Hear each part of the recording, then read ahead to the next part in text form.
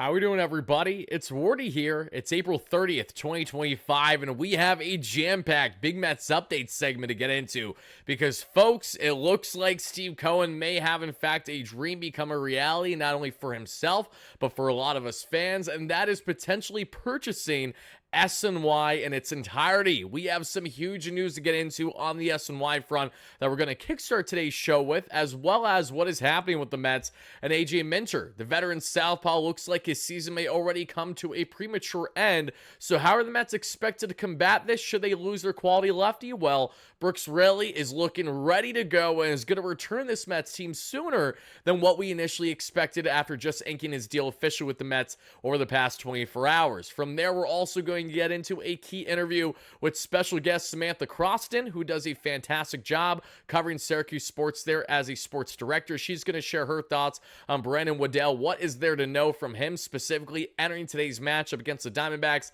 as that six-man starter? What's going on with Baty in Syracuse, and a whole lot more. So thank you guys kindly for smashing that like and subscribe button as your first chime in. It's greatly appreciated. And let me know all your initial reactions in the comments down below on the Steve Cohen front with SNY and all the players that we're going to get into in this one, everybody. And I also want to give a quick shout out to our awesome friends here at SeatGeek, because as many of you guys know by now, SeatGeek is our official ticketing app sponsor on the WardyNYM platform all season long, and they not only have you covered with all ticketing needs, with over 70,000 active events to currently choose from. So whether you want to get involved with Mets tickets or for basketball tickets, hockey tickets, you name it, SeatGeek has you covered, everybody, and they're the #1 rated ticketing app in the game for a reason. And as you guys see beside me, there's one thing that really separates themselves from the rest that has everything to do with what you see here on the front of specifically what you're getting with their grading scale, because their grading scale has really separated themselves from the rest, in my opinion.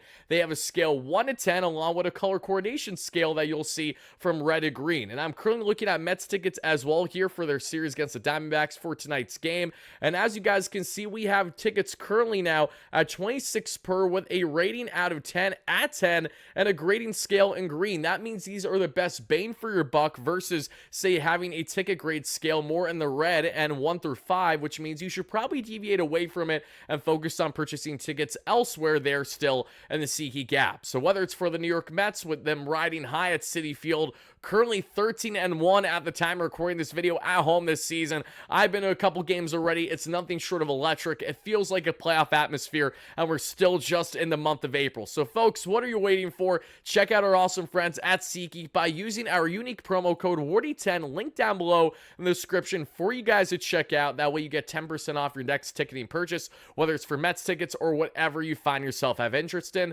And as always, shout out to SeatGeek for being an amazing sponsor here on the platform. But folks, let's get right into this, and let's start with the breaking news that many of you guys saw because it blew up from our X account over the past day and on Instagram too. Follow us on Insta at NYM Update. You'll see it'll say WardyNYM right under it. And on X, follow us at the WardyNYM with just under 70,000 followers over there. Because as you guys see right here, right now, here is the official news, everybody. And this comes courtesy of yours truly. But initially, what we saw there from the Wall Street Journal. Okay, folks, SNY is exploring a sale, and Steve Cohen could emerge as a buyer per the Wall Street Journal. And as I stated, and I'll say it again to everybody here, this feels like something that every Mets fan, if not at least the vast majority of Mets fans, would love to see. Steve Cohen finally purchasing SNY, something that he initially was rumored to want to do when he first bought the Mets all those years ago, and that is what birthed the platform here on WardyNYM. We covered every single move Steve Cohen has made as owner, starting with the official Trevor May signing back in December of 2020, and the rest has been history since then. And the thought of Steve Cohen purchasing SNY would be absolutely magical, in my opinion, for not only the Mets, but for us fans, because it would give us a greater connection with the team than what we already have. And as the Mets are building something greatly already with their respective social platforms, YouTube, etc., actually owning the network that covers them on a game-by-game basis is the best thing that you could possibly do, at least in my humble opinion, as long as A, you're not breaking up GKR, and B, you're making sure that everyone that's currently there at SNY, for the most part, is still continuing to do their thing. And if they want to add anyone else as a new talent, great. I'm never going to be opposed to that as someone that's worked in with SNY in the past and will continue to in various forms, whatever they have interest in doing. But most importantly, everybody, this could be something unbelievably special for the landscape of how Mets baseball is broadcasted for the years to come, especially now under Steve Cohen. They're trying to brew something special. And to just give you a quick summary here, shout out to Mets Mirai's blog that has a nice summary on this piece in particular, because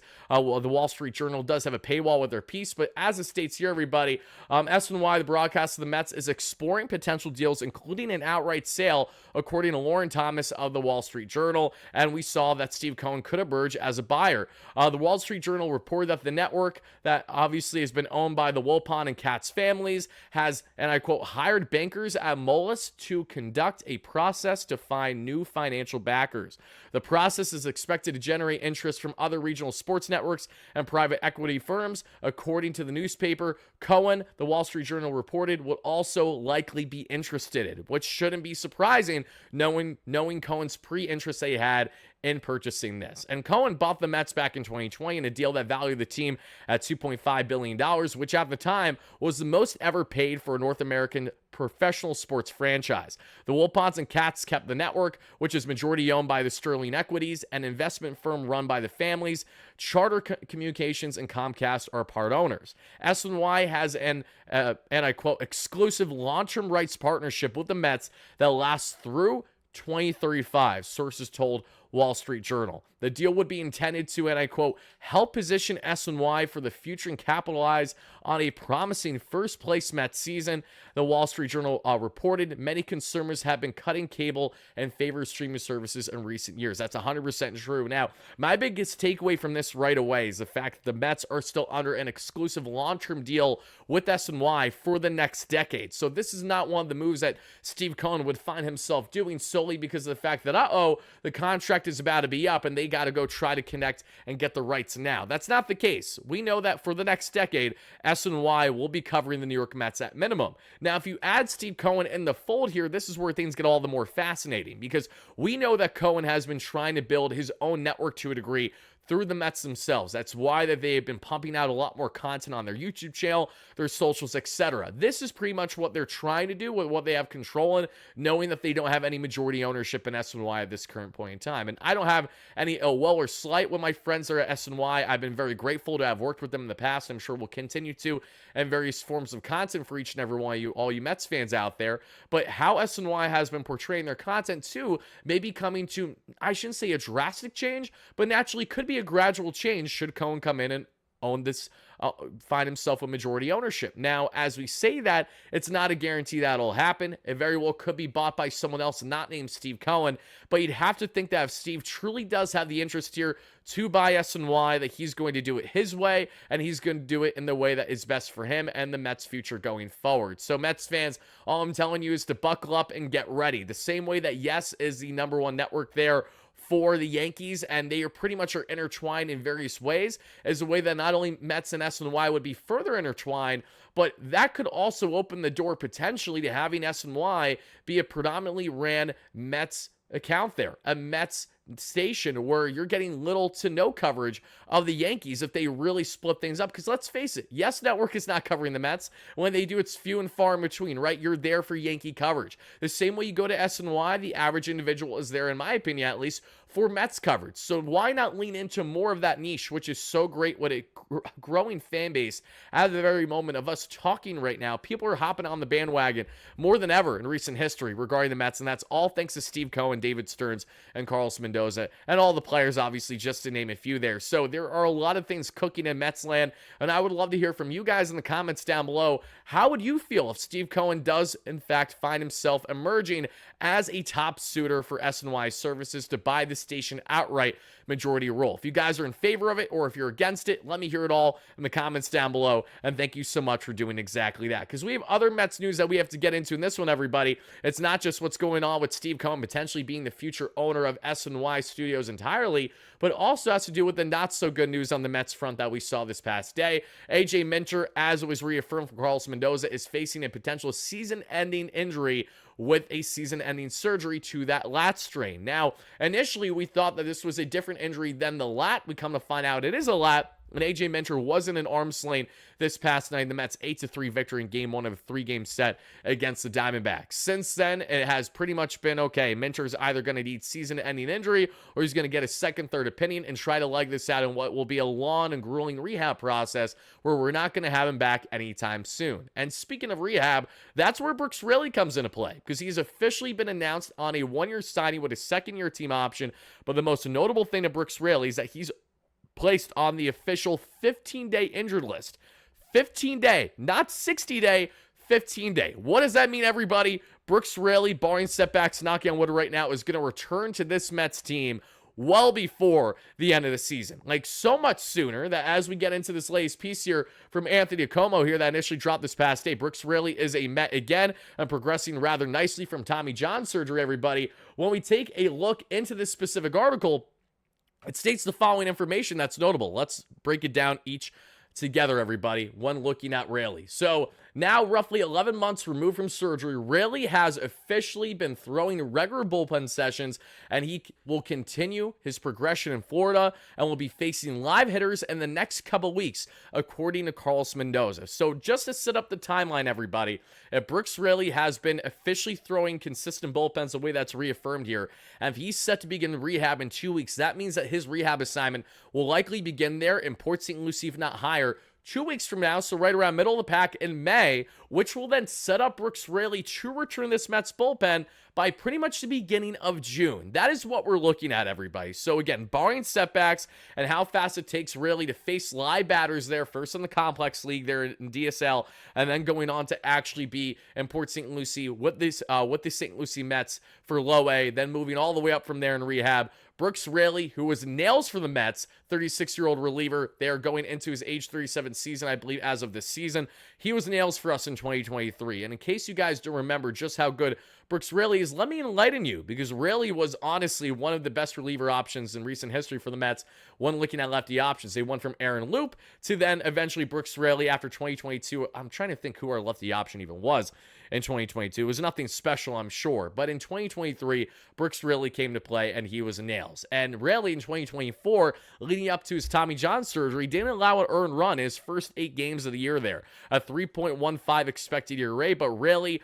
what we know, a career 4 ERA. But with the Mets in particular, Raley has done fantastic things, everybody. Let's not forget that either. When we take a look at his further numbers here through the article from our guy and Anthony Como, he did make a note here, just to go back up for a second, that before his injury with his elbow last May, Raley was the Mets' top left-hand reliever with a 2.48 ERA and 74 appearances there with the team. So, and let's not forget, the Mets acquired Raley back in December of 2022 for reliever Kishan Askew in a trade with the Rays that I absolutely loved Billy Upward doing then, and I still love that he did to present day. Brooks Raley is going to be a fantastic shoe-in option for AJ Minter, who now goes down potentially on the season with injury. As much as it pains me to see AJ Minter go down with injury, I can stomach it as long as Brooks Raley will be here sooner rather than later.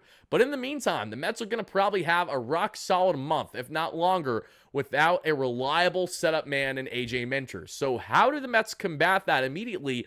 Internally, should they not land someone externally? Well, the immediate internal options for the Mets are undoubtedly what we have there stored right now in AAA Syracuse. And there's one man that we continue to beat this drum on, and I'll say it again.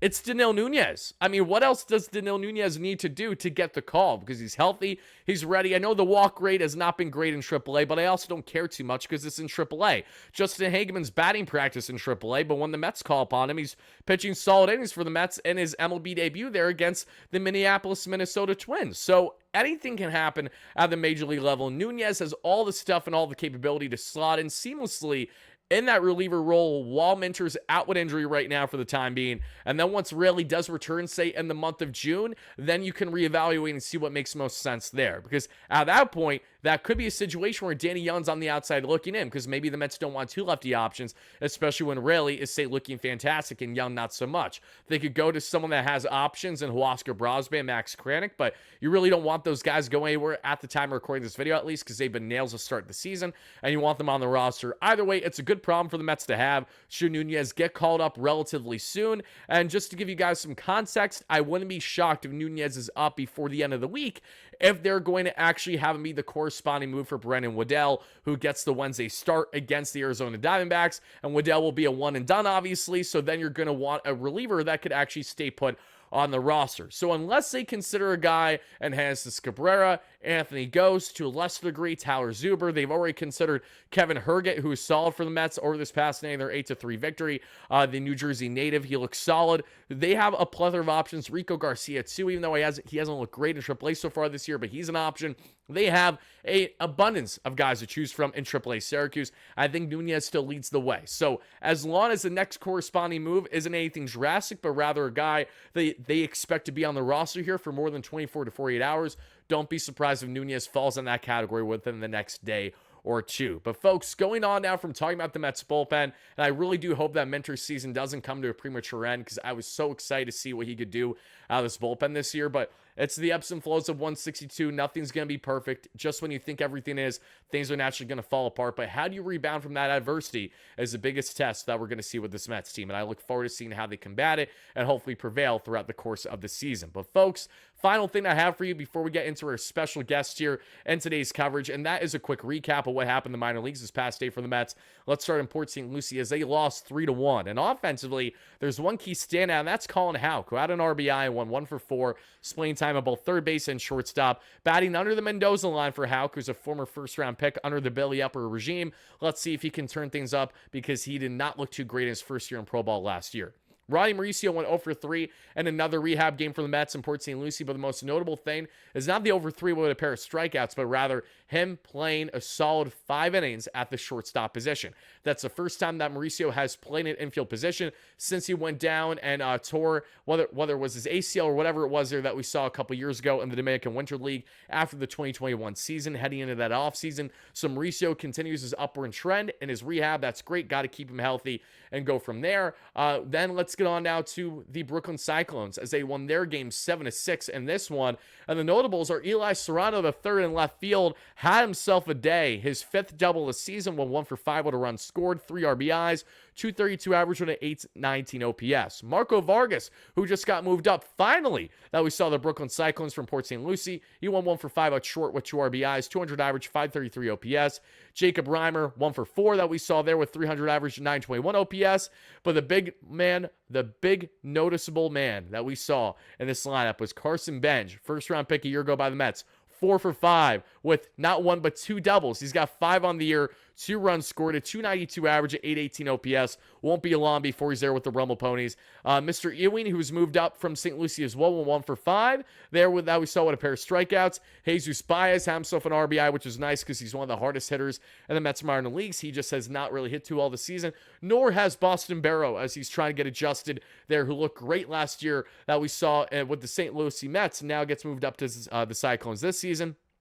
That's all she wrote. Pitching-wise, not a lot that I really like there on the notables, so let's get on now to the Rumble Ponies. And the Rumble Ponies got absolutely curb-stomped 13-3 in just 8 innings against the Seawolves. But the notables on the offensive end were Jet Williams, who went 1 for 3 with a walk, 292 average, 869 OPS. They're at shortstop batting leadoff. Nick Morabito had himself a nice day. Mets minor league offensive player of the year last year, went 2 for 4 with a run scored commanding center. Ryan Clifford had an 0 for day, sadly. LaRusso at DH had a 2 for 4 game, including a home run, his 2nd of the year, while Morabito hit his 5th double of the season. LaRusso now 271 average, 818 OPS with a pair of RBIs. Kevin Parada had a hit. Lugo at third base had a hit, and that's all she wrote. Jack Weniger, who's been off to a roaring hot start this year as a pitching prospect, had far and away his worst start of the year, gave up 6 earned runs in 4.2 innings, 2 walks, 2 strikeouts, but still has a sub-3 ERA on this season. And last but not least, folks, we have the Syracuse Mets, which did not perform anything because they had their game postponed there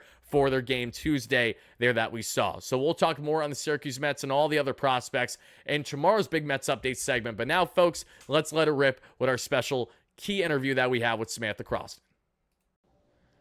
Alrighty, folks, we're back at it with our latest Big Mets update segment with our awesome friend here and Samantha Croston. You guys might know her from Why Am I a Mets Fan podcast, or you guys know her there doing a great job as a sports director for a local news station there in Syracuse, where she's covering the Syracuse Mets. She's covering Syracuse sports entirely, and today we're going to hear Samantha's thoughts on what is happening in Syracuse with Brett Baty specifically. And not only are we going to get into Brett Baty's first approach there in AAA for the season, but we're also going to talk about Brandon Waddell and what is there to know about him, as he is the expected six-man starter for the Mets for this Wednesday game against the Arizona Diamondbacks. And to wrap things up, we're also going to get into a bit on the center field platoon, and I'm actually going to kickstart the conversation. Samantha, first and foremost, how are you?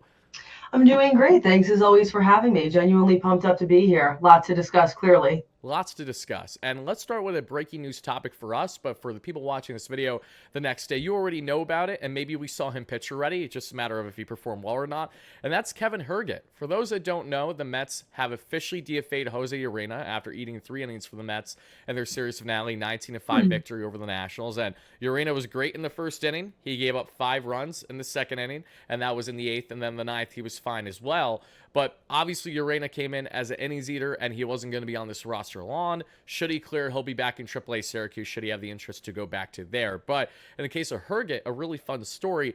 This is a 34-year-old right-handed reliever who currently has a 3.72 ERA so far in just over 9 innings in AAA. But the best story about him as a New Jersey native is that when asked who his favorite player was growing up, he is in the same category as our friend on the platform, and Max Kranick, and that is Mr. David Wright. So I'm sure they're going to be chopping up plenty there in the Mets clubhouse, specifically in that bullpen, talking about their Mets fandom growing up. I think that's really cool. Anything that you'd like to share on top of that? The only thing that I actually could think of to say is those two are actually joining my co-host, Ashley Wenskowski, who is a big David Wright fan. That is also her favorite player. So I totally understand why. I mean, if you're going to root for somebody, may as well be somebody that has just incredible character. So I'm completely unsurprised to hear that. And just like Max Kranick, I wish nothing but the best for Kevin. I hope that he's nails every single time out there now that we have another kind of homegrown talent in a way, a guy who grew up either idolizing the Mets or the players. That's always a really cool thing. And talking about the players, let's talk about a guy who still has yet to officially establish himself at the major league level, and that's Brett Baty. You know, there were a lot of criticisms to begin the season with Baty's lack of offensive production. Then he goes ahead and he hits an absolute bomb off of Zach Wheeler. I was in attendance. We're all thinking, like many, okay, did he just buy himself another week at least? Because if you're going to platoon guys like Jeff McNeil in center, you're taking more time away from Jose Azcar, so why not keep Baty on the roster as a utility option? That didn't happen. Brett Baty has been sent back down to AAA Syracuse. And Samantha, what has he done since then? Well, I'll tell you what I do know, which is that on April 27th, this dude has a great day. 2 for 4, 2 doubles, 3 RBIs. We've all seen this story before, right? This is a movie, and we all know how it ends. We talked about this even a couple weeks ago when I was here. He comes down to Syracuse. He mashes the ball. He plays excellent. But end of the day, potential doesn't pay the bills, right? Like, I've had a little bit of a character arc with this Brett Baty and what to do situation here. Because even a couple weeks ago, I'm telling you, well, you know, at the AAA level, they play every day. And, you know, it's not really like that for him. And he doesn't always know when his next opportunity is going to be. But the other side of that coin is that was also true for Acuna. And he was still figuring out ways to play and perform well under pressure. Baty wasn't doing that. At some point, the chances were going to run out. I understand that it made fans upset, the timing of it, because he, of course, hits a monster 425-foot home run off Zach Wheeler right before getting sent down. But I also want to say, just to kind of be level-headed about it, just because that happened doesn't necessarily mean he was about to go on some gigantic run. I know that a lot of fans thought that, and they said, well, oh no, this is the exact point where he's about to get hot. How can you send him down? You don't know that for sure, though. I'm not saying he was going to get hot. I'm not saying he wasn't. But I'm saying you have to go based off of what you saw. And what you saw several times now is the same thing sort of happening where, yes, he had a monster home run. But the production value was not there in the way that you needed it to be. I'm comfortable with this decision being made for now. And I understand why inevitably at some point it had to happen. Do you think that someone like Baty needs similar reps to Mark Vientos at the AAA level before kind of getting considered for another potentially longer look at the major league level, because it feels like he's, an infield injury away from popping right back up with the Mets team. And we know how fickle things are throughout the course of the 162. So I'm curious, should an opportunity present itself, let's say over the next 2 to 3 weeks, because of either inconsistency or ailment, what have you, should the Mets dip right back in the Brett Baty pot, or should they just let him finally marinate and have himself a couple months of solid play in Syracuse? I know this seems contradictory to some of the things I just said, but I'd say bring him up. I would. I mean, I'll still continue to give him the opportunities because honestly, you say, does he need more time at the AAA level? A part of me feels like no. Like, and every time he comes down here, he proves it. Like he is better than this. He is meant for more than this. In my mind, it's a pressure thing, Right. and baseball is obviously a very high pressure mental sport. A lot of time sitting around thinking about those at bats in a very short period of time to figure out how you're going to handle the at bat and when you're going to swing. And you saw, like those just undisciplined at bats, him maybe trying to swing for the fences on maybe the first pitch, and he ends up 0-2 in a lot of these counts.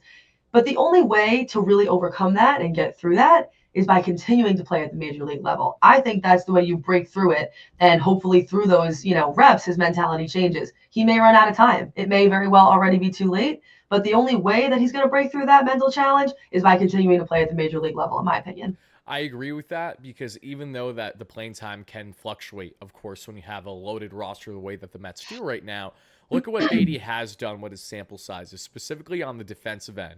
His first year with the Mets 2.5 years ago, when he first got the call, he couldn't really handle the hot corner well defensively. Was a jitterbug there, was not making the routine plays the way we need him to. And the offense was early, but it fluctuates so much. After hitting that bomb in his first game or so in Atlanta against the Braves, it really died off for the most part from that point on. Then we look at the past year plus of Baty, where he cracked the roster in 2024 over Vientos at the time. What was the standout? It was the defense. He looked great at third base defensively, and now at second base, which he's done so far this year, outside of one bad throw there in Tyler McGill's start where the Mets lost 5-0, where sadly I was in attendance for that game against Miami earlier this year. He has looked pretty darn good as a versatile option in that infield. So defensively, he's been there. Offensively, he didn't lift a baseball until the final week and a half that he had to play, and that's where he found himself too little too late. Because as we all know, we all saw it with our very eyes, the Mets were even considering Vientos coming off the bench one game. They were putting him at DH. They were giving Baty exclusive looks there at the hot corner and then second base, and even had Acuna bench for back-to-back nights just because they wanted to give Baty more consistent reps to see how he would look out there. And even after he got hot the way that he did, they still made their collective decision. I think this is more of a roster management issue with having Ascar as your backup center field option versus your backup being McNeil, where they don't want that to be the case, because if Jeff Say becomes a liability in center and Tyrone Taylor doesn't even perform with the bat, then they really have a massive question mark as to what they're getting with their product there. And Acuna, that we know Carlos Mendoza has said earlier this season that he may get reps in center field. That is true, but from the last time you and I spoke, Samantha, we both agreed that we would like to see Acuna more at second base than anything else, so that way he continues his upward swing on the development front and isn't necessarily getting thrown off as much by maybe playing a different position based on the day. It can throw off players' mentality. I'm sure it has with Baty to a degree, competing for a spot, but I, like you, hope that he can get everything figured out, and we'll see if that opportunity presents his way over the next couple weeks. But going on from Brett Baty, let's talk about a guy that's getting the call up this time, and that is Brandon Waddell. What an interesting story he is as a veteran southpaw that's likely to get the start in Game 2 against Corbin Burnes and this team in the Arizona Diamondbacks. So what is there to know about Waddell, and how do you feel about him heading into his first start with the Mets? Before I get into that, I just do have to ask, is that a New York or Nowhere hat I see you wearing? It is a New York or Nowhere hat. You see. Rock on. That hat rules, man. I have to say, and I'm not sure how many of your, viewers and listeners are familiar with it, but oh, had ourselves a technical difficulty, but no worries. We're going to bring her back in 1 second. You all good, Samantha? I'm here. I lost you for a minute, right? I was getting backed up. I might not even cut it out. It was just 2 seconds. Who cares? Continue what you were saying. Wait, it's so funny because literally as I could tell I lost you, I was about to say, come on, you have the jacket too. Yes. Just love it. And by the way, I thought that entire line of clothing was just unbelievable. I love it too. I'm a sucker for Mets collabs with good looking streetwear. Yeah. Killing me. Yeah, Oh for yeah, sure. yeah. So everybody check that out if you're listening. Cool stuff. But okay, I'm gonna start with a fun fact for you that I think is interesting. He actually made his MLB debut on August 14th, 2020, as a Pittsburgh Pirate against the Cincinnati Reds, and struck out Jesse Winker as the first batter that he faced. Get out. So yeah, yeah, yeah. And honestly, he's sort of a shy guy, so I don't envision that he would like go up to a guy like Jesse Winker who's sort of outgoing and bubbly and be like, "Remember when that happened?" But I just think that's a cool, interesting story. Like you said, he's somebody who has kind of had an interesting path. He spent 3 seasons pitching overseas. He was with the Doosan Bears in the Korean baseball organization for a while. Signed a minor league deal with the Mets this past December. Has had 11 big league appearances. They've all been out of the bullpen with various teams. So I guess technically this would be his first, quote unquote, Major League Baseball start. And at the AAA level this year, I think he's been doing really well so far. 1-1 record, 1.54 ERA, which is actually the lowest among the starting pitchers on the roster. Nice. 1.92 WHIP and 8.1 strikeouts per nine. So again, he's someone who, at least at the AAA level, could go 5 or 6 innings, doesn't throw the ball super hard, but he locates the fastball well. And he definitely has a variety of secondary pitches. He's the kind of pitcher who is maybe letting up 2 runs, but he's consistent. He throws the fastball, but actually sweeper and cutter are some of his main pitches. So that's, essentially what you can expect. But like I said, AAA obviously doesn't tell everything. But if you're looking at some recency bias in some of his recent starts, especially even compared to a guy like Sproat, he's been blowing the competition away. Oh, he has been. And, from the last time you were on, we talked about how a lot of pitching prospects for the Mets have really fluctuated in their production Yeah. in Syracuse, one way or another, whether it's because of just getting adjusted to the AAA level, the types of hitters that they're seeing, or even pitching in Syracuse as is, isn't necessarily the easiest thing to do all year, especially in the first month or so. Not the best weather. You know this better than most, obviously. So it's interesting evaluating Waddell because he's had success, but to your point, hasn't really been much of a starter at the major league level. And the Mets like how he plays up against a Diamondbacks team that hasn't fared all that well against left-hand pitching so far this season specifically. And this is a Diamondbacks lineup that, entering the series, and we already know what transpired in the first game. We're just not talking about it because we don't technically know, but we know from the time this video is being posted. The Diamondbacks have had one of the best offenses, if not the best offense on average since the start of last season, averaging 5.5 runs per game. So the Mets pitching may get exposed more than it ever has in this 3-game series. So I'm really curious to see how deep can Waddell cover this team. Can he give us anything of similarity to what Justin Hageman did back in Minneapolis, when Hageman's kind of been batting practice since then back in Syracuse. Mm-hmm. So what you get at the AAA level doesn't necessarily mean you're going to get that for the right or wrong things at the major league level. So I'm fascinated to see what's going to happen with Brandon Waddell, but seeing the adjustments he made in the KBO the past couple years will hopefully be encouraging leading up to this start here for the Amazons. And the final topic that I got for you today, Samantha, has to do a bit more with that center field platoon. As I stated earlier, we've seen guys like Jeff McNeil get his fair share of reps already in center field. Acuna's getting continued looks at second base. One, do you like how the current platoon is for the Mets with Tyrone Taylor, McNeil, potentially Nimmo and Acuna? Secondly, how do you foresee them to go the next number of weeks based on these matchups with supposed starting pitching on the opposing team? And thirdly, what do you envision the Mets center field position to look like post-trade deadline? I know it's very early, but I'm curious if you have any thoughts on it. Yeah, I have thoughts on everything.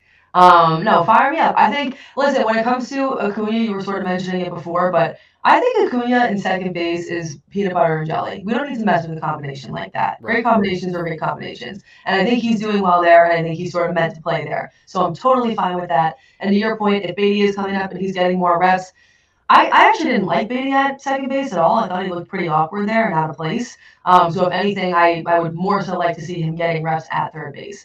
So I guess that's all dependent upon, how Mark Vientos is doing.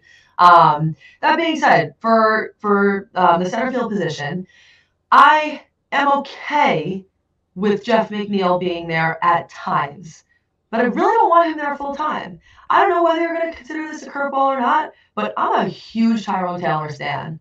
That is really where my opinion lies. I think he goes out there and does something wonderful or something noteworthy every single night. Not to mention, I think he does have a little bit of a better personality. I think just like the culture of the Mets and his personality sort of fits a little bit better. But again, that's not a reason to start or not start someone. It's just an observation I've made. I just think he's great. I think he plays great defense. I think he works well there. And again, Jeff McNeil, I don't know. I find myself feeling more disappointed than excited when he's out there in really any position. I know it wasn't necessarily his fault. It was sort of just a weird bad ball. But even the other day, with that like essentially single that turned into a run, and then the Mets end up losing the game. You know what I'm talking He was about? at second base there. So if I there is one know. counter, maybe he should just deviate more from second base now. Well, yeah, more proof that he shouldn't be at second base, and I get it. You know what I mean? He tried to make a play on the ball, and then the ball slowed down, and blah blah blah. But like, I feel like when Tyrone Taylor's in, I'm often in my mind thinking, great play, or oh, he saved that run from scoring. And with McNeil, I'm just not feeling that way a ton. So I guess it also depends on how McNeil bats. But Right. for me personally, when I think about the future, obviously, like you said, a couple months down the line, some things can change. But out of the options they have available right now, the one that excites me the most is Tyrone Taylor, and it's not particularly close. If the Mets have a platoon that say is working, but it's nothing crazy, of Tyrone, McNeil, and Siri, once Siri gets back here in the summer, should that be the case, would you like them to stay with their in-house options in center field leading up to the trade deadline, or would you like to see them potentially go out and acquire someone externally? Because if there's one player that we haven't talked about, but we did 2 weeks ago, that's Drew Gilbert. What is happening with Drew Gilbert? Because he's been off to a really nice start in Syracuse. Is he someone that the Mets may consider should they maybe kind of have their trial and error with their center field options by the time we lead to the deadline? Yeah, I mean, honestly, I am comfortable with the options that they have available. I do think that right now, Tyrone Taylor and the way he's playing is good enough for me. And to your point, with Drew Gilbert, there obviously are some other in-house options that they could end up looking towards, but it always depends on whether or not the prospects are ready. I'll bounce that one back to you because I'm curious about your thoughts on that. What would you like to see them do? I would love to see Gilbert given an opportunity if there's wiggle room to run with it, meaning Mhm. that they underperformed enough in center that, okay, McNeil became a liability. Not that I wish it, but just saying that happened. So, okay, we really can't defer to him more than maybe every now and then in center Mhm. field. Let's say Tyrone Taylor's bat just never finds consistency. And even though he's making great web gems, he's becoming a bit of a liability because maybe he's a glaring hole towards the bottom of the lineup. And then Jose Siri comes back, but Jose Siri is more of the same, where he's electric on the base pass, like Luis Angel Acuna, and you want him a part of the team because he does make those differences. Mhm. But the bat is just so fickle; it's so few and far in between that there's no stability there. In that scenario, I'm all for Drew Gilbert. Should he still Mhm. be riding high up to that point? But if Gilbert faces a fair share of struggles in Syracuse leading up to that point, I'm less inclined unless the Mets have their hand forced. Because the same thing with Acuna, the only reason why he got the call last year wasn't because of how he was playing in AAA, but rather Lindor going down with injury, and they needed to make an immediate solution there. And thankfully, Acuna ran with it for the most part, and you can clearly tell his upward progression since that point as well as beginning this season. That's why I love Acuna, because he continues to give us signs that he's doing something right, and he's making adjustments, and he's actually getting better each game. We haven't seen that consistently enough with Brett Baty to start this conversation, nor have we seen that with some other guys in the organization. So if Gilbert provides that, that would be fantastic. But I don't think the Mets should go out of the way to go externally unless really everything kind of falls apart. Because Yeah. if they have enough depth in their lineup, I think to warrant having at least one position not playing at an all-star level, if that makes sense. I totally agree. I just don't think that it's a position that you need to panic about. I think the options that are there are okay. And like you said, there are so many positions on this team right now that you're finally just starting to remember that they're even human. Right. Like, let's all take a breather. I get it. I understand where people felt bummed for a couple days because they were bad, quote unquote, Metsy losses. But I was saying this actually on the Why My Mets Fan podcast the other day. Like, a loss at the end of the day truly is just that. It's one loss. It was a bad loss. A couple of those losses were giving, the Mets of old, but they're a 20-win team and they're the best team in baseball. So I think we all need to take a minute to consider that. Right. No, you're 100% right. And it's easy, I think, to get lost in that when we're stuck in the moment, especially as me, who's not only a talking head, but can definitely be an overreactionary fan for the right or wrong reasons. So, like, when the Mets lose in a walk-off fashion against the Nationals for the second time in a series, I'm losing my mind all over it because the Mets are being themselves. It's not that the Yeah. Nats looked like a better team. It's that, oh, those were two games we should have had that, depending on the standings at the end of the season, I'm looking back at and I'm thinking of this series. That's how I'm wired. But then when you put up a 19 runs the next day, I'm like, okay, I only have so much to complain about, right? You made up for last night's game. That's the most important thing. I saw your tweet when you said, is this the same team that lost yesterday? I'm like, that's how I'm feeling too, dude. It's crazy the flows in a 162, but that's what keeps us on our toes as baseball fans because it's so unpredictable. You could have everything right and everything will go wrong. You could think you have everything wrong and something goes right. Multiple things go right. So that's the mentality that I've had, and I look forward to covering them more throughout the season with you, Samantha, that we're doing here on either a weekly or bi-weekly basis. So we're having a lot of fun with it, guys. Please make sure, again, to check out Samantha Croston, not only as a co-host with Why My Mets Fan podcast, but also all the great work that she's doing there as a sports director there in Syracuse. So Samantha, final remarks before we get out of here. I think all I can think of to say is the start to the season, the way that things went in the offseason, all of the hype, all the things that people were nervous about, for them to come out and have this kind of a start to the season after just 1 year ago, we were talking about, are they one of the worst teams in baseball right now?